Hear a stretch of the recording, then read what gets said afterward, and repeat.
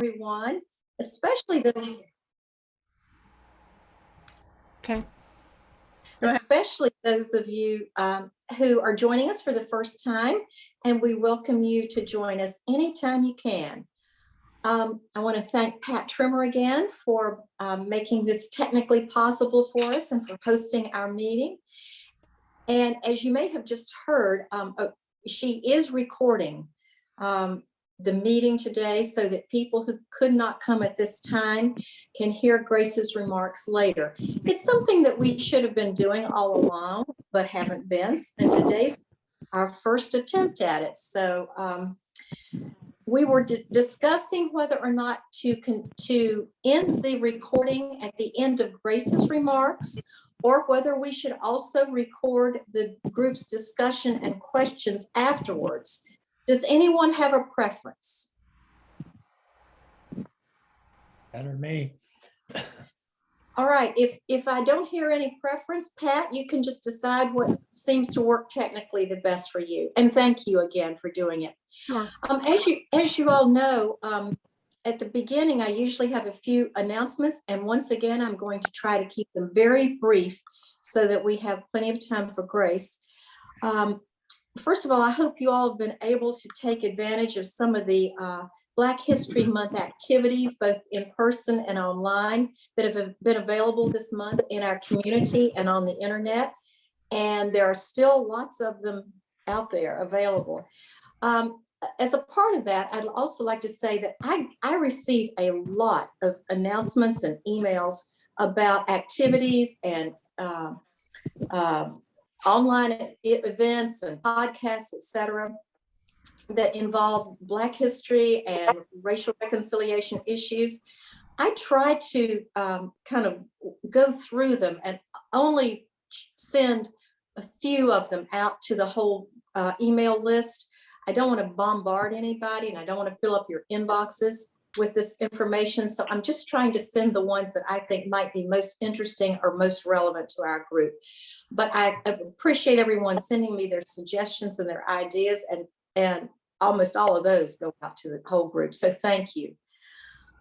We are going to end our discussion about 5 minutes early today so that we can have enough time to tell you what activities we have planned, what programs we have planned for March. Is there anyone who needs to make an announcement? Any other announcement? All right, if not, we will begin today as we always do. We'll open with a prayer. And I think today, under the circumstances, the appropriate prayer is one that's in our Book of Common Prayer, which is a prayer for peace among the nations. Will you join me in prayer? Almighty God, our Heavenly Father, guide the nations of the world into the way of justice and truth, and establish among them that peace which is the fruit of righteousness, that they may become the kingdom of our Lord and Savior, Jesus Christ. Amen. Well, once again today, like 2 weeks ago, I have the impossible task of introducing someone who is already well known and well beloved to so many of us. I'm so delighted that Grace Cangialosi agreed to speak with our group today. Grace was born to a military family in Kansas. She has lived in California, Colorado, Michigan, Italy, Japan, and Germany.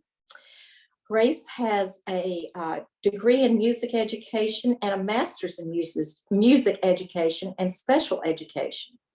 She has taught elementary music, junior high music, special education music, and special education. She had set up a music therapy program in a state mental retardation hospital.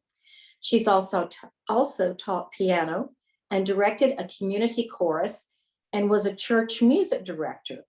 And that's actually where I first got to know Grace. She was music director for our children's choir at Church of Our Savior when my daughters were little, and they participated in that choir. And we have many happy memories of that. Grace currently directs the Greene County Singers, although, of course, singing hasn't been possible since the pandemic. Grace has served as a hospital chaplain at both UVA and Sentara Martha Jefferson. She has lived and worked at Richmond Hill, an ecumenical retreat center in Richmond. And and I should have mentioned before that she has a Master's of Divinity from Virginia Theological Seminary.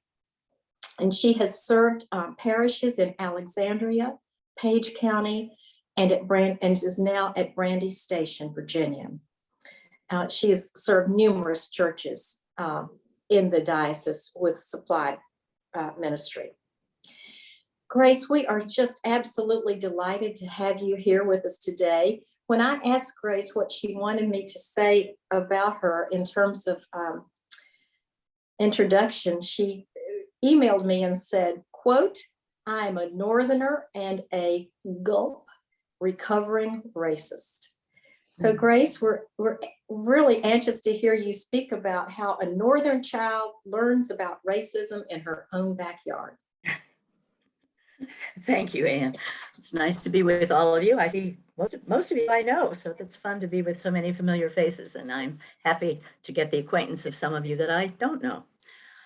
I hope this isn't going to be too scattered, but it could be. And I know that there will be a few things that I mentioned to you that I've probably told you before, because I'm participating in 2 or 3 different anti-racism groups, and some of the vignettes I've used, but I hope you'll bear with me. I'm going to try to do this in a kind of chronological way, beginning with my very first contact with someone of a different race. And as Anne mentioned, I consider myself a Northerner because I never came south until actually well after I was married.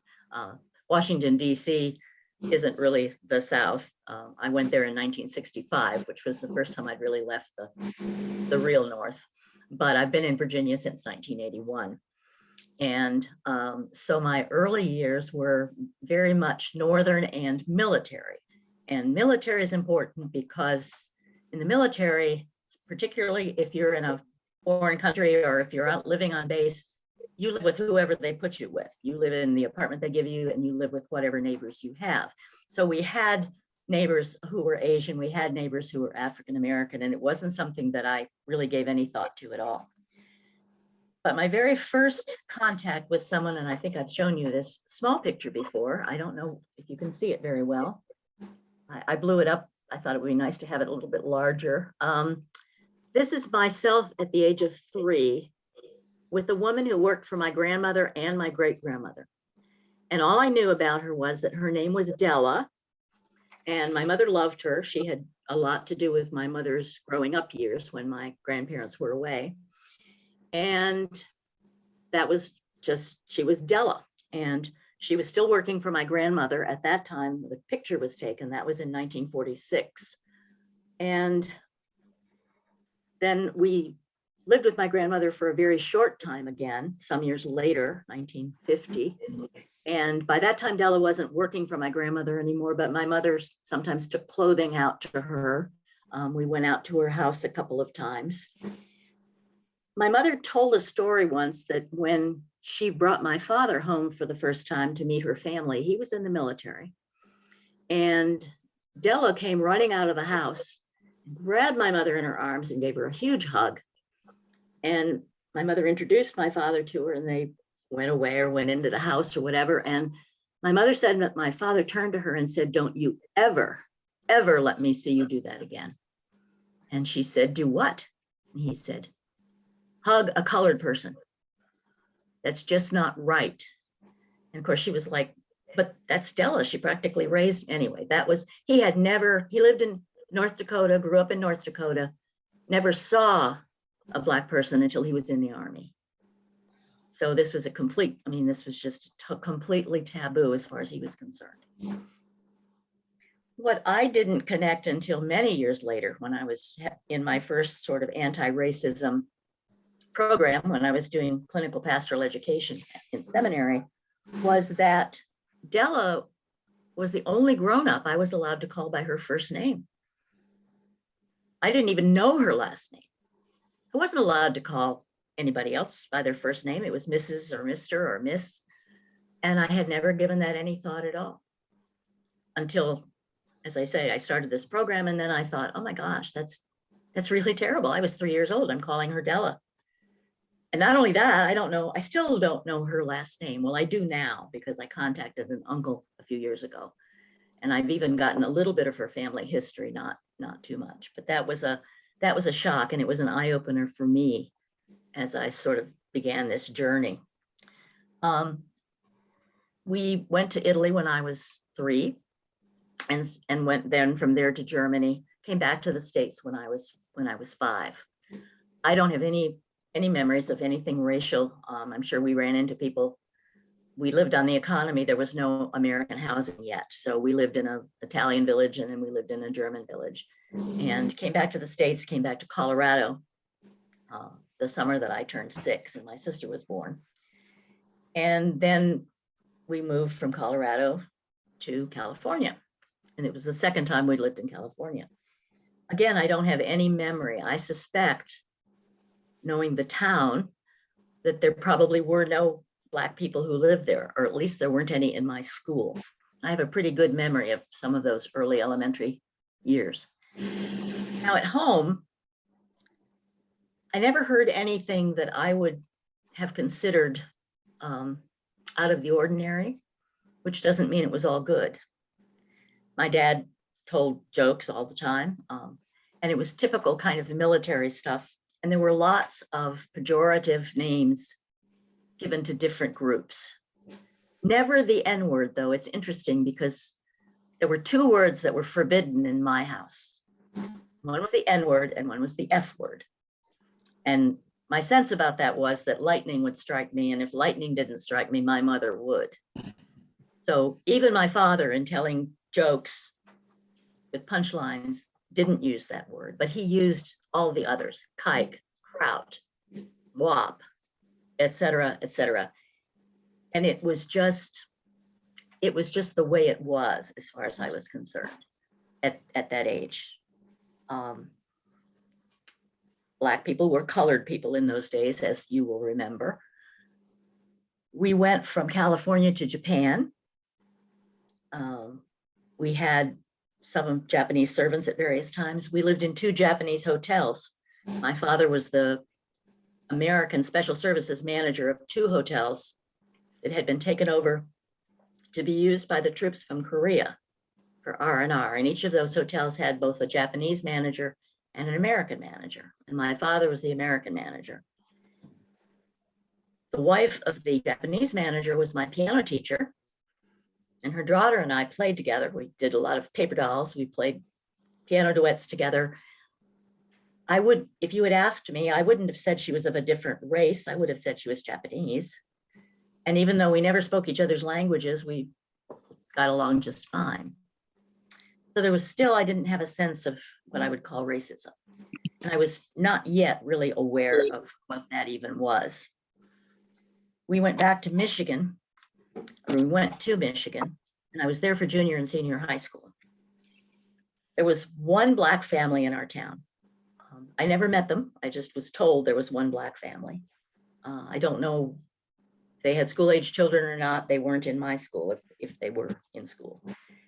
And the only thing I remember about that time was that, well, I have 2 memories. One was that when we got ready to move again to go to Germany, and my parents were keeping the house, and they were going to rent it out so that they could maintain their in-state status. And the next door neighbor came over and told my mother that if she rented to any Blacks or any Jews, they would make life so miserable for them that they would want to move. And my mother was horrified. I couldn't figure out why Jews would be a problem because they were white.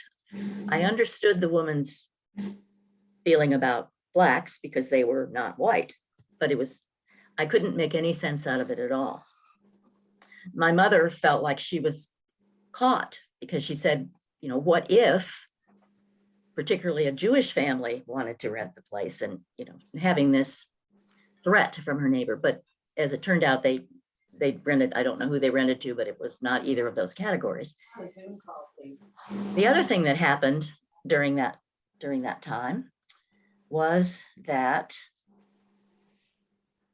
no, we went to Germany. And before we went to Germany, my last year in high school in Michigan, I went to a mixer, the very first football game of the year. I was a sophomore. We were in a brand new situation in high school, and I met this boy who was from Cranbrook. That was the school we were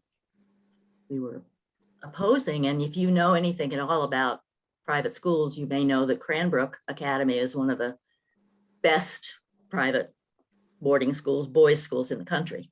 It was out in Bloomfield Hills. We lived in Birmingham. Now, Birmingham was a Bloomfield Hills wannabe.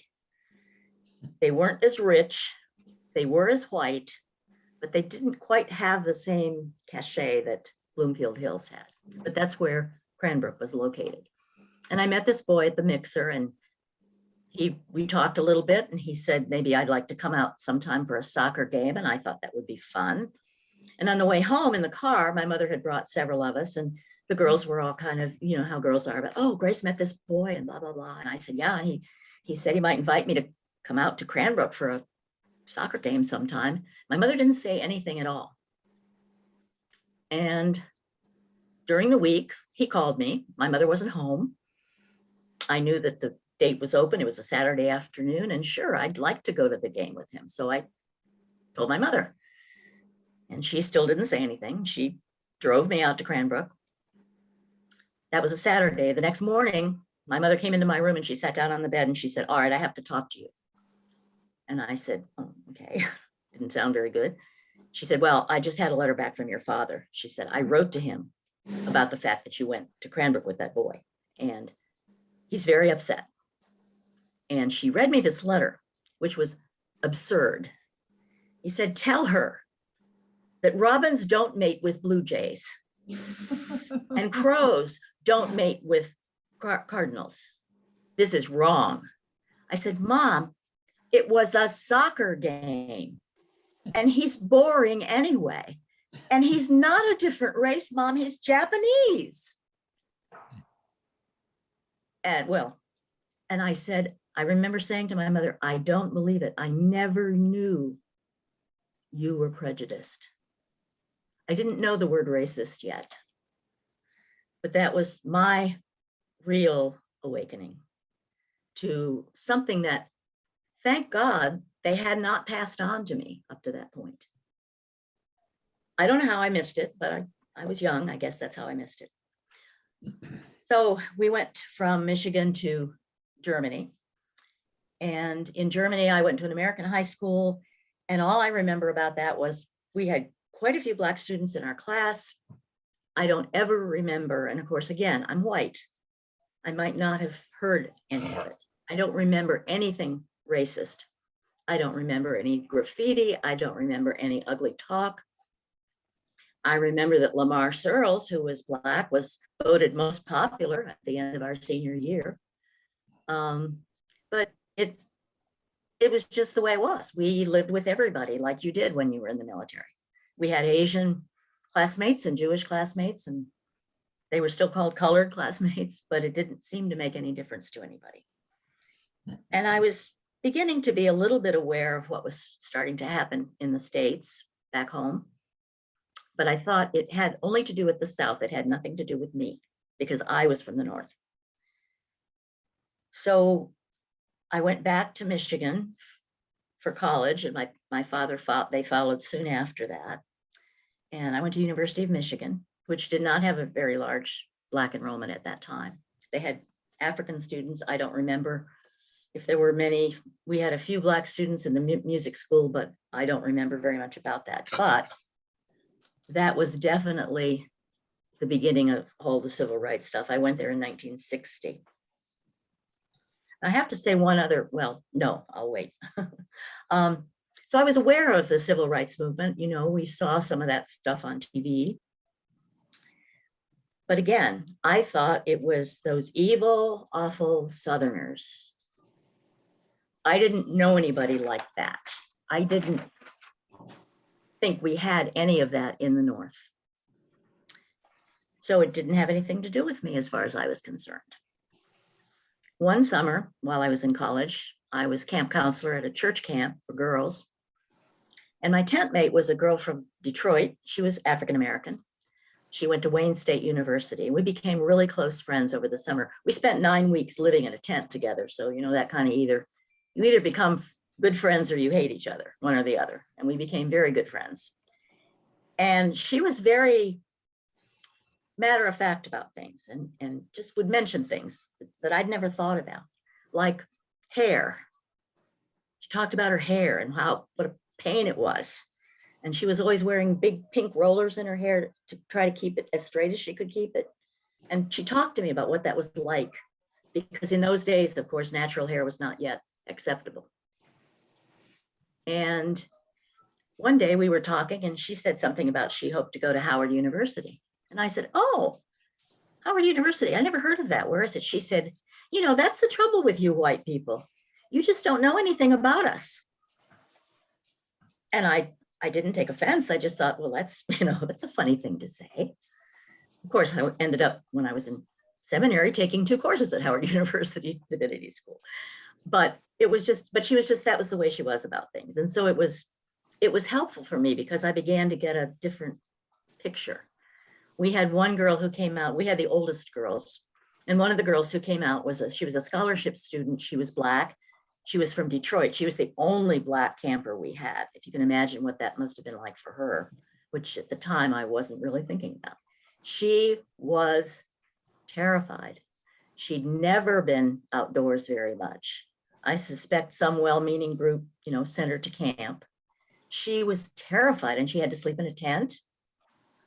And we were out in the woods. You had to use an outhouse. And partway through this time she was there with us, we learned she was sleeping with a knife under her pillow because she was so afraid that something might attack her.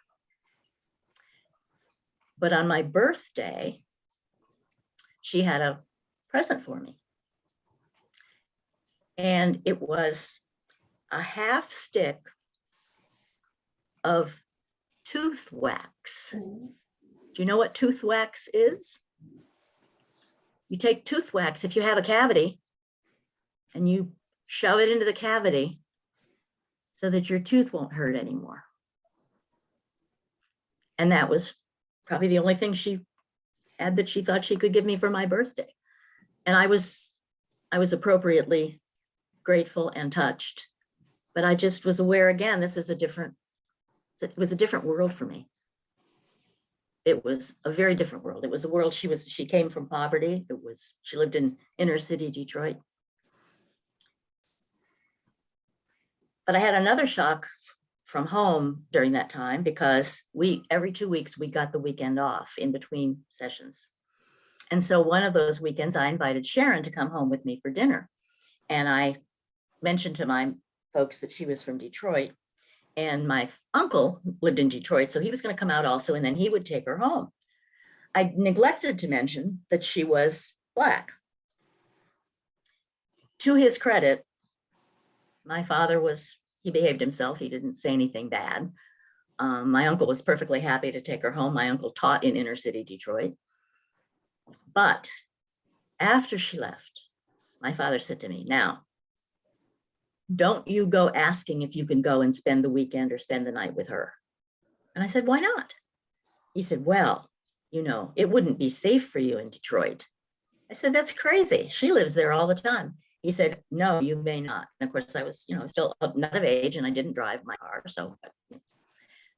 And of course I knew what that was. I did know what that was about. I said, Mom, Dad, her father is a school principal and her mother is a high school teacher. My father said, I don't care. It would be too dangerous. You can't go.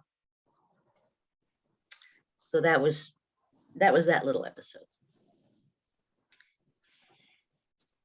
When I finished college and was looking for a job, looking forward to my first job teaching music, I had done part of my student teaching in a Black elementary school in Ann Arbor with a wonderful music teacher, Roxy Cowan. I don't know, I thought at the time she looked like she was at least 85 years old. She was probably 65. Snow white hair, a marvelous, marvelous teacher. And I had a second grade class with her, and I had a special ed class with her. Sometime during that time, someone came from Flint, Michigan to talk about a new program for inner city children. And it was called Better Tomorrows for the Urban Child. This was at the time when they were beginning to understand that inner city children might need a different kind of educational approach. This was at the time when they were starting Head Start in I think Louisiana maybe was the first place. I'd read about it. Anyway, they had this program. It was funded by the Mott Foundation in Flint. And they made 13 schools, community schools, which meant that they would be available basically 24/7 for all kinds of community activities and programs for all ages, in addition to the regular school day. And I thought, that's where I want to teach. That's what I want to do. I'm going to find out about this program. So I found out about the program. And I went to Flint for the interview with, I guess it was the superintendent. I don't know. It wasn't the music teacher, the supervisor. And we had our interview, and, you know, it seemed like things were going well. I felt good about it. I thought I'd probably get the job. And the woman said to me, I just have one question. There's something that's really puzzling me. And I said, what's that? And she said, well, are you sure you understand what this program is? And I said, well, I think so. I mean, that's why I'm applying. It's, you know, for inner city children and whatever. And she said, well, it's just that I noticed on your application that you're from Birmingham. And I said, oh, I can explain that, because I knew exactly what that was about, because I had encountered that in college. I had a couple of people who met me, and after they got to know me, said, you know, you're really nice. I figured since you were from Birmingham, I wasn't going to like you. And it was that image that Birmingham had as being all white, racist, if you will. And so I had to kind of, I said, oh, I can explain that. And I explained about my parents being in the Army, and we hadn't lived in Birmingham very long, and all of that stuff. But it was a shock to have her say that to me. But I ended up getting the job. And I will say that that was probably, in terms of my journey with all of this race stuff, that was probably the most significant year that I ever had. One of the schools that I taught in, I alternated weeks with the art teacher. One of the schools was all Black, and the other school, which was the next school district over, was becoming all Black. It was about 2/3 Black at that point. One school had a white principal and one school had a Black principal. And the staffs were mixed. I went into that thinking, of course, still, and seeing all this stuff on TV, that we Northerners were exempt from all this racism stuff. We were nice people. We weren't like those Southerners. I can't tell you the kind of anti-South bias I had. I'm ashamed of it now. And so I started teaching. And because it was a special program, they had a lot of things in place for those kids that were different from some of the other things the schools were doing for them. And we were able to take them on a lot of field trips. We were able to do a lot of wonderful things with them. And I rented some rooms in a lady's house. I had a little apartment in the upstairs part of her house and was living there. What I discovered very quickly in the school was, well, there were a lot of things. One of the things was the fact that there was a hierarchy of color, even among the students. And the lighter colored students were treated better by each other, not necessarily by the faculty. And the darker colored students had a much harder time. Within one family, the woman had 13 children by apparently assorted fathers, and those kids were the whole rainbow, from as light as I was to as dark as you can imagine, all in the same family. And they were treated differently by their peers. So I began to see that. We went on a field trip. Wasn't the best trip we could have taken them on. The 6th grade teacher and I were the ones that did the field trips with the 6th graders. She had half of them in the morning while I was having the other half for music. And we took them on a field trip, and we thought this would be very educational. It was something National Geographic was doing. It was in the big field house somewhere downtown. And it turned out not to be the best sort of thing. It was a travelogue, which, you know, taking sixth graders from anywhere to a travelogue is probably not the smartest thing, but we didn't realize that's what it was going to be. And we sat, the kids were in 2 rows, and then we sat like right behind them so we could see what was going on. And they, you know, they did okay. They behaved appropriately, we thought. At one point, somebody below us was smoking, and one of the boys turned around and looked at me, and he, right across from us on the wall was this huge no smoking sign. And he's pointing to the sign, and he's pointing to the people, and he's looking at me like, do something. And I'm, you know, yeah, you're right, that's wrong.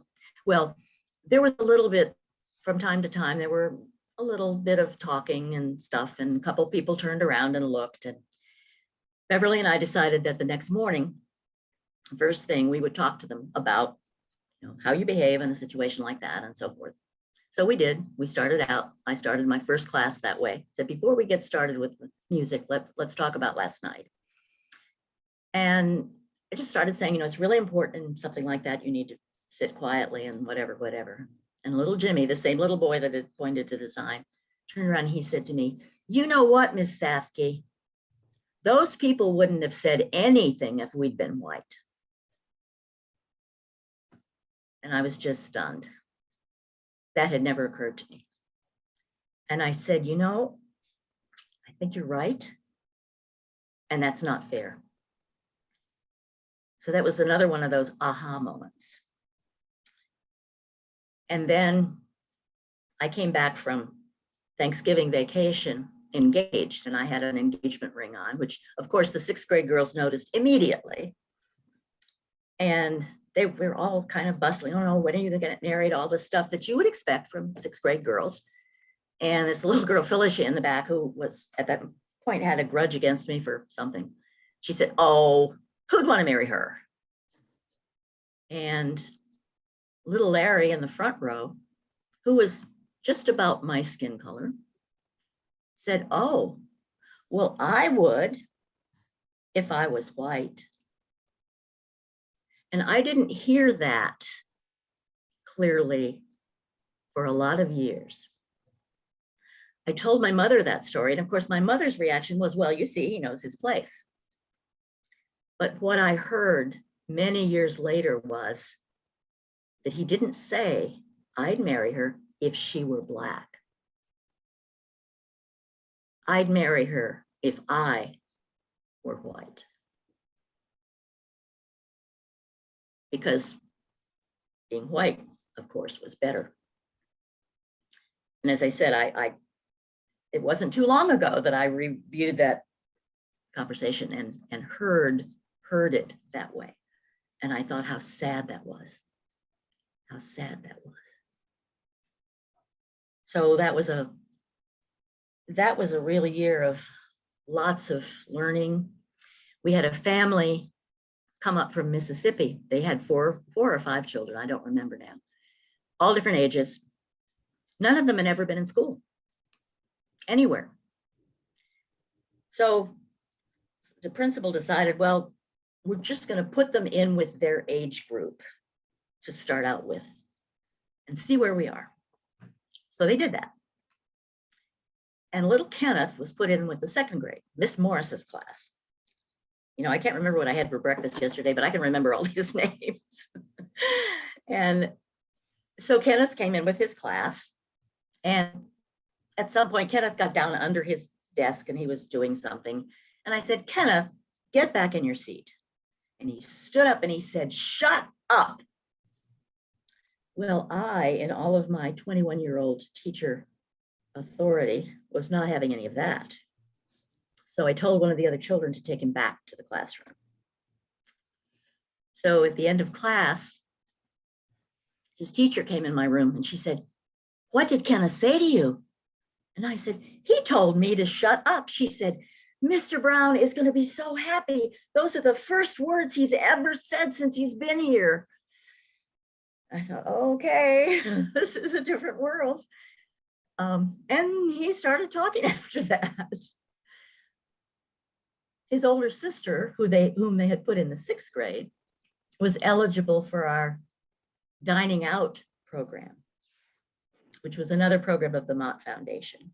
6th grade children could go, we would take them to a restaurant in very small groups, having prepared. We had the menus ahead of time. We had everything ahead of time. We talked about the whole experience. And we would take them in groups of 5 or 6 to restaurants. This was back in the days when you could actually take, a few kids in your car and nobody thought anything of it. And so I got to do it twice. I got to do it with kids from both schools. But this particular school, Kenna's older sister was in my group. She had a beautiful, obviously brand new blue dress on. And we went to this very nice restaurant. Of course, the restaurants, they knew we were coming. They knew what this was all about. And she just smiled through the entire dinner. And they were, they'd been shown a menu ahead of time. They knew what they might want to order. And she said she wanted roast beef. And so she had roast beef. And she smiled through the entire experience. And it was perfect. I mean, they were perfect. So that was that experience. And it was wonderful. And I wouldn't give anything for that year. I mean, I wouldn't have had it any different. We moved, I got married after that year, but in the meantime, while I was still in Flint, things were really, really heating up in the South. I was in Flint in 64, 65. The community director for my schools was an African-American. And I remember sitting in a Saturday morning, I had a group piano class and we were sitting talking and he said, Grace, I don't know what to say to my kids, my own children.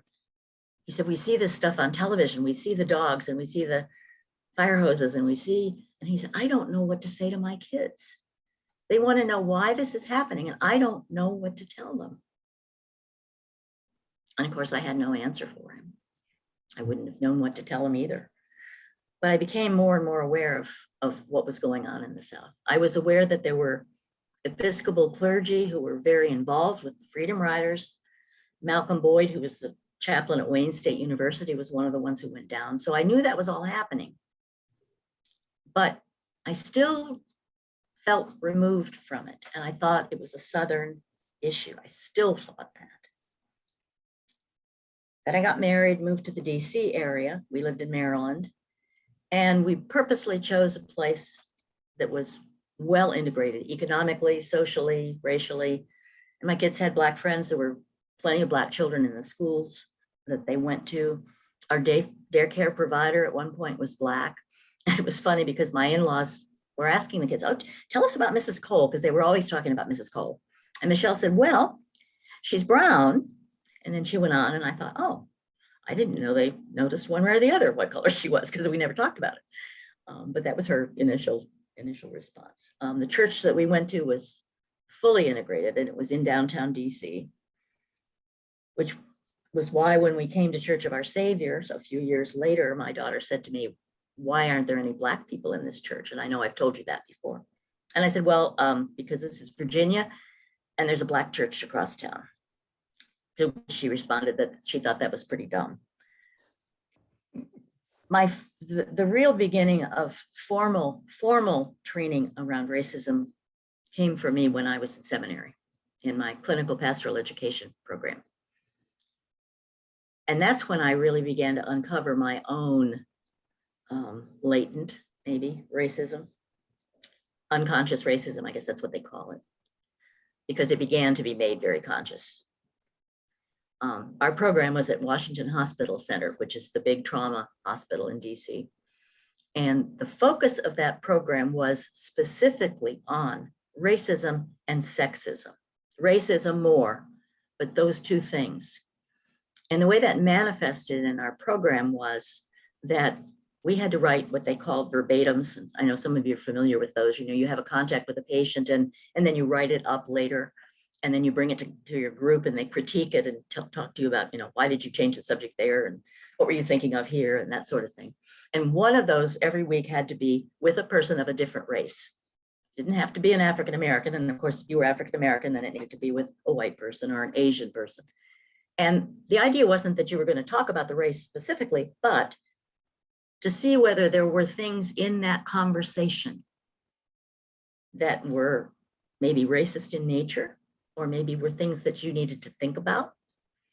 And the one that I specifically remember, because I was so embarrassed, was I was at the rehab hospital. That was my clinical assignment.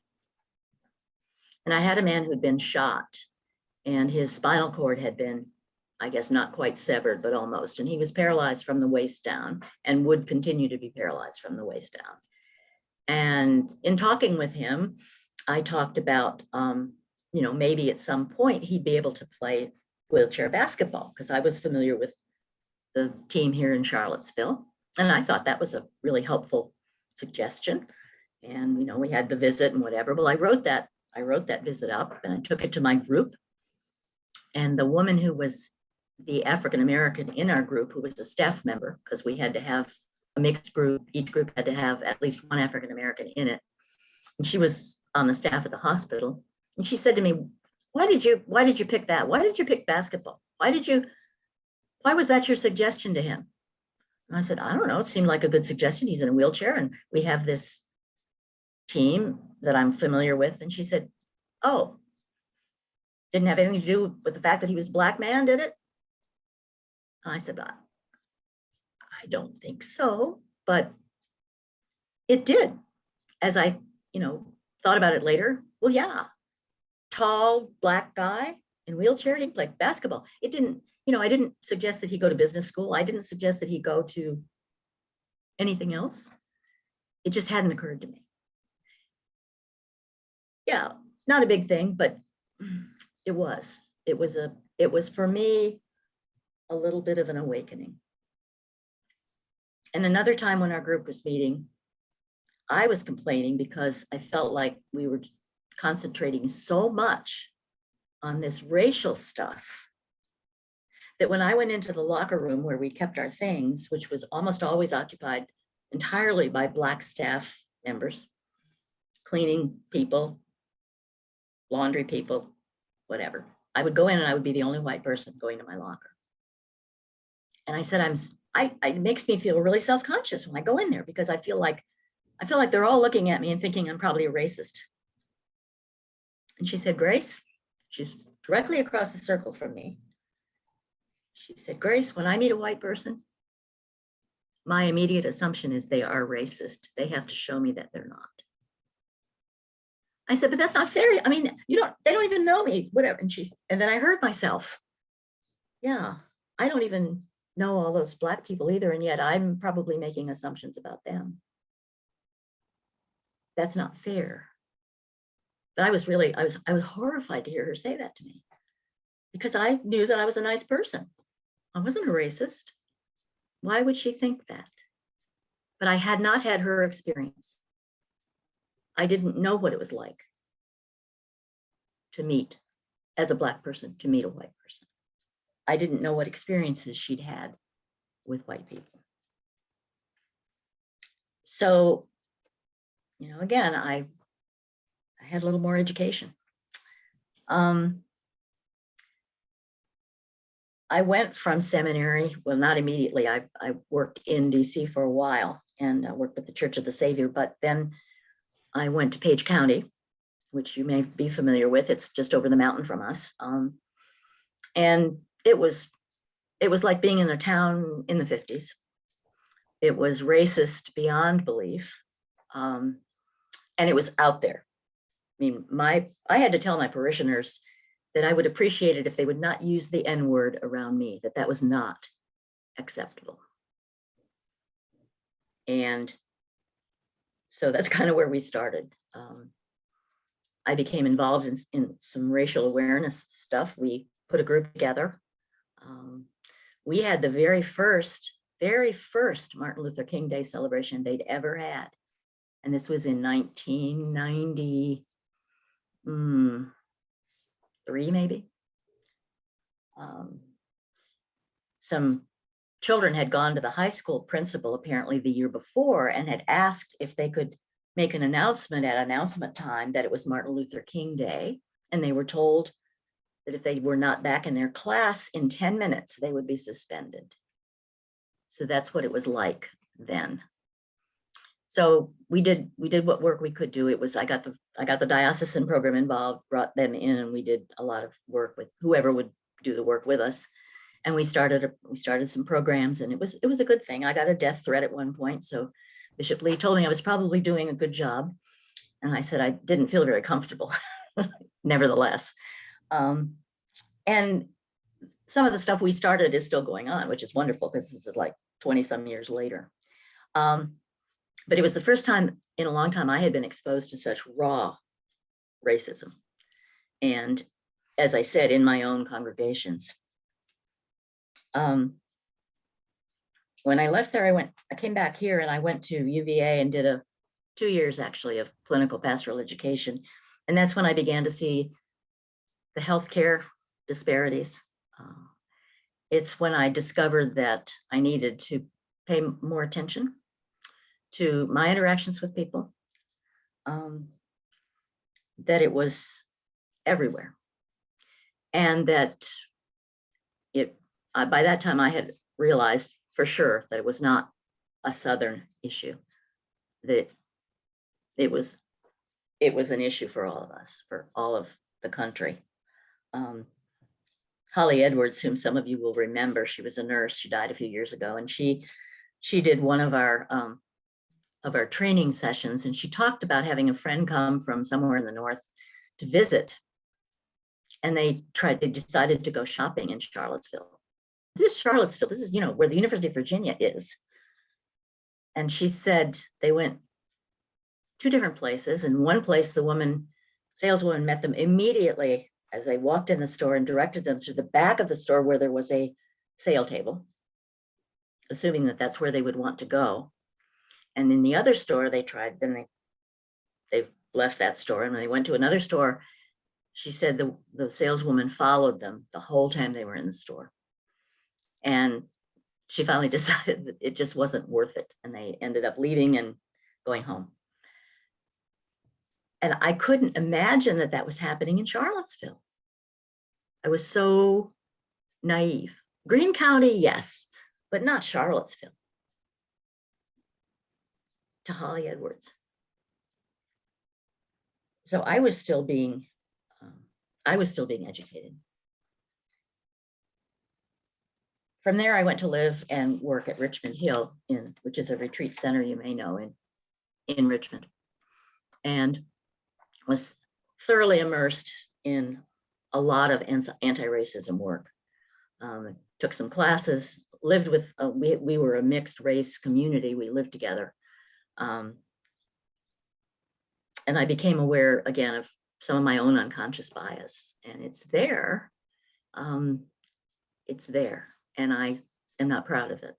But every once in a while it would come up, and we had a group that was meeting using some of our meeting rooms, and I needed to go and ask the leader of the group something, and I went down the hall. I went to the room where they were meeting. A white woman had just walked out of the room, and she was walking down the hall toward the main building, and there was an African-American woman in the room, and I went in and I said, oh yeah, I need to speak to the leader of this group because we wanted to ask you some questions. And she said, well, I'm the leader of the group.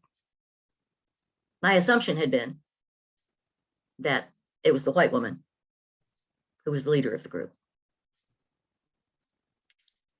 And I said, oh, well, I covered myself fine. I said, oh, okay, well, you can tell me what I need to know.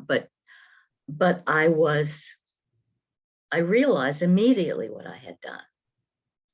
And I was ashamed of myself. And I still do that sometimes.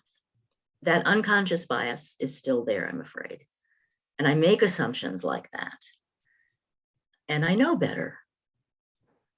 I've been involved in what I used to call race relations training, with the diocese. I've done workshops. I've gone to workshops. And I still fall into that trap of making assumptions about people based on their race. I'm not proud of it. And so I guess that's probably an okay place to stop. I don't know if that's what you wanted or not, but Grace, thank you so much for sharing with us so openly and honestly your experiences. I don't know about anybody else, but they certainly touched my heart, and I related to so many of them too. Thank you. well, good. Thank you. Thank you for giving me the chance. Absolutely. I think we have just like maybe just a few minutes if anybody has a question or a comment.